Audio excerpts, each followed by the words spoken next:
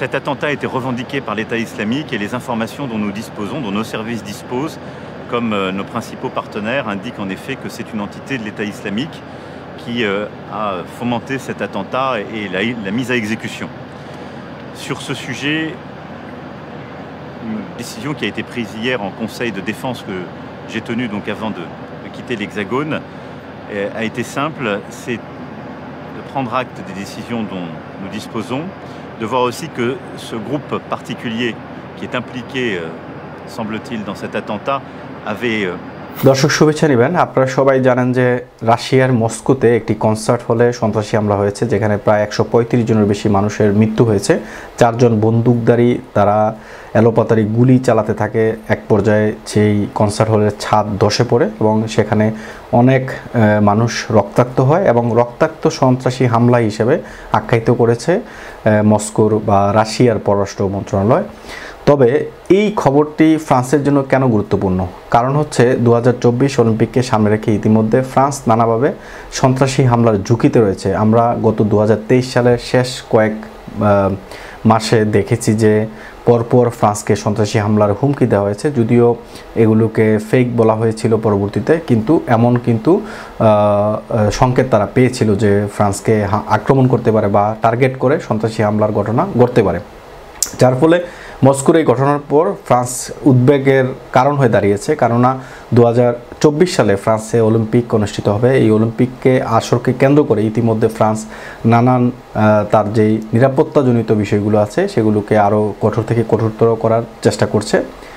আজকের যে খবর সেটি লো প্যারিজিয়ান সহ একাধিক গণমাধ্যমে এই খবরটি প্রকাশ করা হয়েছে, যেখানে ফরাসি প্রেসিডেন্ট ইমানুয়েল ম্যাক্রো তিনিও কিন্তু গণমাধ্যমে কথা বলেছেন। ফ্রান্স মস্কো সন্ত্রাসী হামলার পর তার যে সন্ত্রাসী হামলার যে সতর্কতা সেটাকে বাড়িয়ে দিয়েছে। ফরাসি প্রেসিডেন্ট ইমানুয়েল ম্যাক্রনের সাথে জ্যেষ্ঠ নিরাপত্তা এবং প্রতিরক্ষা কর্মকর্তাদের সাথে একটি বৈঠক অনুষ্ঠিত হয়েছে। সেই বৈঠকে ম্যাক্রো তিনি নিরাপত্তার বিষয়টিকে আরও বেশি জোরদার করার জন্য আদেশ দিয়েছেন। গাব্রিয়েল আতাল ফ্রান্সের প্রধানমন্ত্রী তিনি একটি এক্স বার্তা দিয়ে কিন্তু এই বিষয়টি নিশ্চিত করেছেন। আমরা যদি খবরের দিকে একটু নজর দিই, রাশিয়ার মস্কোয় কনসার্ট হলে বন্দুকধারীদের হামলার পর ফ্রান্স তার নিজ দেশে সন্ত্রাসী হামলার হুমকিজনিত সতর্ক সংকেতের মাত্রা বাড়িয়ে সর্বোচ্চ করেছে। গতকাল রোববার জ্যেষ্ঠ নিরাপত্তা ও প্রতিরক্ষা কর্মকর্তাদের সঙ্গে প্রেসিডেন্ট ইমানুয়েল ম্যাক্রোর বৈঠকের পর প্রধানমন্ত্রী গাব্রিয়েল আতাল তিনি এই তথ্য নিশ্চিত করেছেন।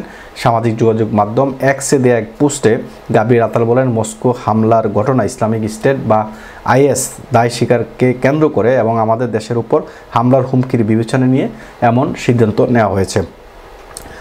ফ্রান্সের সন্ত্রাসী হামলার হুমকি সংক্রান্ত সতর্ক ব্যবস্থাটি 3টি মাত্রা আছে। ফ্রান্স অথবা বিদেশে কোনো হামলা হলে বা হামলা অত্যাসন্ন বলে আশঙ্কা করা হলে সর্বোচ্চ মাত্রার সতর্ক সংকেতটি সক্রিয় করা হয়।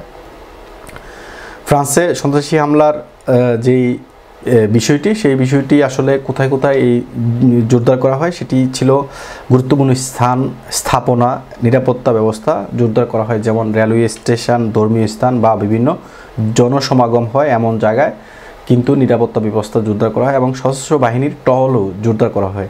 আপনারা যদি আজকে কয়েকটি বড় বড় রেলওয়ে স্টেশন যদি যারা ঘুরেন বা দেখবেন বিভিন্ন সশস্ত্র বাহিনী সেখানে পাহারায় রয়েছে, স্পেশালি গার্দু নর্থ, গার্দু লিয়ন থেকে শুরু করে বড় বড় রেলওয়ে স্টেশনগুলোর মধ্যে এখন কিন্তু সশস্ত্র বাহিনীর টহল চলছে। কারণ মস্কোর এই ঘটনার পর যেহেতু 2024 সালে ফ্রান্সে অলিম্পিক অনুষ্ঠিত হবে, সেই অলিম্পিককে সামনে রেখে তারা দুশ্চিন্তার মধ্যে আছে বা উৎকণ্ঠার মধ্যে রয়েছে ফ্রান্সে সন্ত্রাসী হামলা হতে পারে কিনা। এই বিষয়গুলো নিয়ে তারা ইতিমধ্যে কাজ শুরু করেছে। বিষয়টি ছিল গত শুক্রবার সন্ধ্যায় মস্কোর ক্রোকাস সিটি হলে সন্ত্রাসী হামলার ঘটনা ঘটে। এই সময় বন্দুকধারীরা কনসার্ট হলে ঢুকে স্বয়ংক্রিয় রাইফেল দিয়ে ভিড়ের মধ্যে এলোপাতারি গুলি চালায়, সেই সঙ্গে বিস্ফোরণ ঘটানো হয়। এতে ওই হলে আগুন ধরা যায়, ছাদ ধসে পড়ে। এই ঘটনাকে রক্তাক্ত সন্ত্রাসী হামলা বলে আখ্যায়িত করেছে রাশিয়ার পররাষ্ট্র মন্ত্রণালয়। হামলার পরপরই এই দায় স্বীকার করেছে আইএস। তো ফ্রান্সের এই বিষয়টি মস্কোর সাথে কোনোভাবে মিল আছে কিনা বা মস্কোর সন্ত্রাসী হামলার সাথে ফ্রান্সের ঝুঁকিটা কেন বাড়তে পারে? কারণ আপনারা জানেন যে রাশিয়া ইউক্রেন যে যুদ্ধ চলছে, এই যুদ্ধের মধ্যে ফ্রান্সের ভূমিকা কিন্তু অনেক বেশি। সেই হিসাবে ফ্রান্স এটাকে তার নিজের দেশের একটা সন্ত্রাসী হামলার ঝুঁকি বলেও মনে করছে। পাশাপাশি 2024 সালে যেহেতু অলিম্পিক অনুষ্ঠিত হবে, সেই অলিম্পিককে নিরাপত্তার চাদরে ঢাকতে কোনো ধরনের সন্ত্রাসী হামলা ঝুঁকি এড়াতে আসলে তারা তাদের যে সতর্কতা সেটাকে বাড়িয়ে দিয়েছে, বা সতর্কতা সংকেত তারা যেখান থেকে পাচ্ছে এগুলোকে এখন অ্যাক্টিভ করা হয়েছে, যেটাকে বলছে সর্বোচ্চ সতর্কতা সংকেত আসলে অ্যাক্টিভ করা হয়েছে। বিশেষ করে ফ্রান্সের যে সমস্ত গুরুত্বপূর্ণ স্থাপনাগুলো রয়েছে, ধর্মীয় স্থানগুলো রয়েছে, রেলওয়ে স্টেশন বা জনসমাগম হয় এমন জায়গাতে এখন কিন্তু সশস্ত্র বাহিনীর টহলও চলছে। সুতরাং আপনারা যদি রাস্তাঘাটে কেউ চলাফেরা করেন তাহলে পুলিশ দেখে বা সশস্ত্র বাহিনীর টহল দেখে ভয় পাওয়ার কোনো কারণ নেই, কারণ এটাকে নিরাপত্তা নিশ্চিত করতে তাদের এই সশস্ত্র বাহিনীর টহল বা অতিরিক্ত পুলিশ মোতায়েন, এই বিষয়টি চলবে একেবারে অলিম্পিকের শেষ পর্যন্ত মনে হচ্ছে। কারণ যেহেতু অলিম্পিক খুব কাছাকাছি, এই সময়টাতে বিশ্বের প্রায় 190টা দেশের মানুষ, ক্রীড়াবিদ থেকে শুরু করে সাংবাদিক, গণমাধ্যম কর্মী, বিভিন্ন মানুষজন এই ফ্রান্সে আসবেন।